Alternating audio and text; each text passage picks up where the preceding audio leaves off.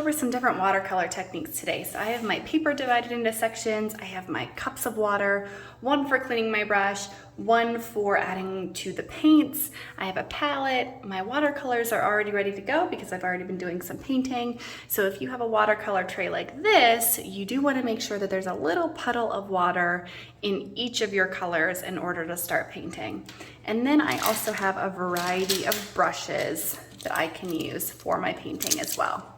So the first technique is wet on wet, and that is when I start with a wet paper and add water to it. So I'm going to block off a section, just a little rectangle here, add a layer of water first, and then I'm going to add paint to that layer of water. So you know if your paper is wet, you can obviously tell here that this is kind of glistening, it's shiny. That's how I know that this is wet. The rest of my paper does not have that shine. Get a little bit of paint on my brush and okay. And obviously the water kind of takes over, which is the interesting thing about watercolors to begin with. The good thing though is that the paint is contained by this rectangle of water. So it's not going to seep out onto the paper unless I add too much. This water will contain it for me. Okay, the next thing I can do is use a dry brush. So a brush that is completely dry. I can get some paints on it. So again, my paints are already wet. They already have some moisture. I'm not gonna dip my brush in this water. I'm just gonna go straight for a color here. Okay, and you'll notice that it does give me a texture, a very interesting texture. I see lots of streaks. I see pretty much each bristle when I'm painting with a dry brush. Now, when I first started, it was definitely darker. You'll notice that when I first started, my first two strokes had lots of paint, and then as I went on, the paint became less and less, so the strokes or the bristles on my brush became more visible. Next one is salt. So I'm gonna add a layer of watercolor and then I'm gonna sprinkle some salt on top. Gonna let that dry. The salt kind of resists the watercolor there, the paint there. So we'll come back to that in a few minutes.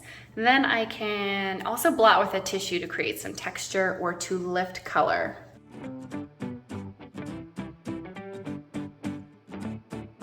My tissue will absorb some of the color for me. So I also use a tissue a lot. If I maybe make a mistake or get too much water in one area, a tissue is a good thing to have on hand so that you can lift water or also paint.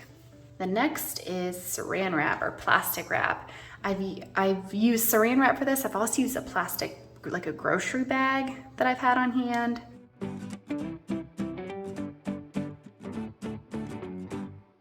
So I do want to leave this here until it dries, so I will come back to that. So I also have a Crayon Resist. I can use white or any color.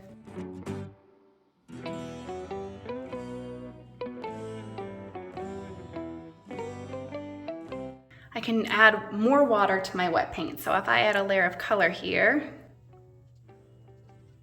and then add water to it.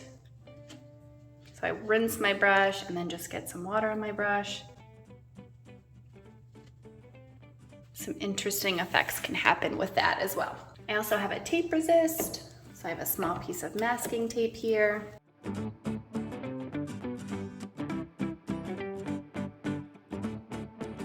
The last thing I can do is absorb with a dry brush. So this brush is completely dry. I have my water here and then I can kind of come in and lift some of the color with this dry brush. The bristles will absorb some of the water that's here. Okay, can create some really interesting effects. This one almost looks like grass a little bit.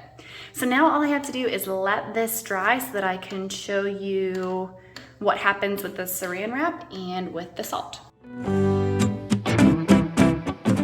Okay, so if I peel the saran wrap off, it gives me this really cool kind of geometric crystal-like effect. And if I brush my salt off, and look up close, I'll notice little crystals, almost look like little snowflakes too. So lots of potential here. I can't wait to see what you come up with these techniques.